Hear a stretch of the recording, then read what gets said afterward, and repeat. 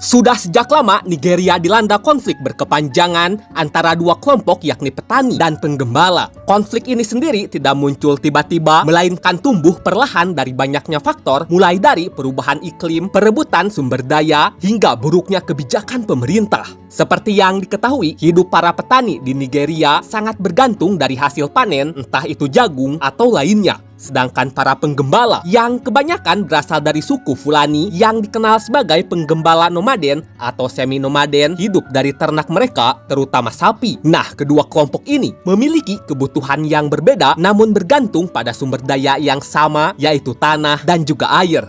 Di sisi lain, masalah mulai muncul ketika perubahan iklim melanda wilayah utara Nigeria. Bisa dibilang, sejak tahun 1990-an, daerah-daerah yang dulunya hijau mulai mengalami penggurunan akibat berkurangnya curah hujan dan meningkatnya suhu panas. Penggurunan sendiri adalah proses ketika suatu wilayah yang tadinya punya tanaman, rumput, dan air perlahan berubah menjadi kering, tandus, dan mirip gurun. Kondisi ini membuat para penggembala terpaksa berpindah ke wilayah tengah yang dikenal sebagai Middle Belt dan kadang juga ke bagian selatan untuk mencari tempat baru bagi ternaknya.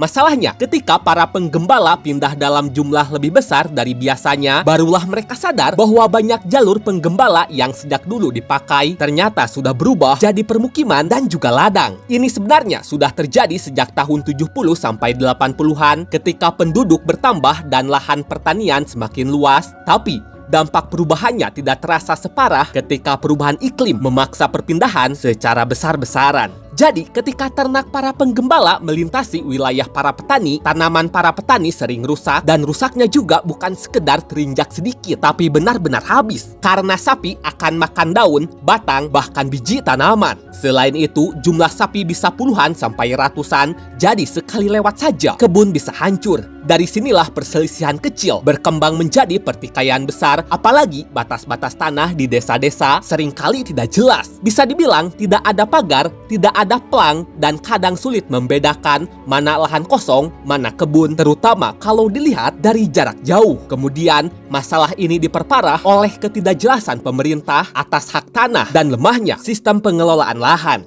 Hal ini sebenarnya tak mengherankan karena sejak masa kolonial Britania Raya, pemerintah Nigeria memang tidak memiliki kebijakan yang konsisten dalam mengatur tanah untuk petani maupun jalur untuk penggembala. Akibatnya, kedua belah pihak pun saling menuduh. Penggembala merasa diusir dari jalur mereka, sementara petani menilai ternak penggembala masuk ke tanah milik mereka tanpa izin. Pemerintah sendiri sebenarnya pernah mencoba membuat kebijakan untuk mengatur penggembala dan petani, tapi pelaksanaannya sangatlah buruk dan juga tidak merata, jadi penggembala dan petani tidak memperdulikan aturan dari pemerintah. Akhirnya, mereka itu lebih percaya pada kelompoknya masing-masing dibanding pemerintah. Dari sinilah konflik semakin memanas dan sulit dikendalikan, yang lama-kelamaan konflik yang awalnya berakar dari perebutan tanah perlahan berubah menjadi konflik sosial dan identitas di banyak wilayah. Seperti yang diketahui, para penggembala dari suku Fulani itu mayoritas muslim, sedangkan para petani di wilayah Middle Belt berasal dari latar etnis dan agama yang sangat beragam, mulai dari Islam, Kristen, hingga kepercayaan tradisional. Nah, perbedaan identitas ini seringkali membuat orang saling curiga satu sama lain dan memperburuk konflik yang ada. Terlepas dari itu semua,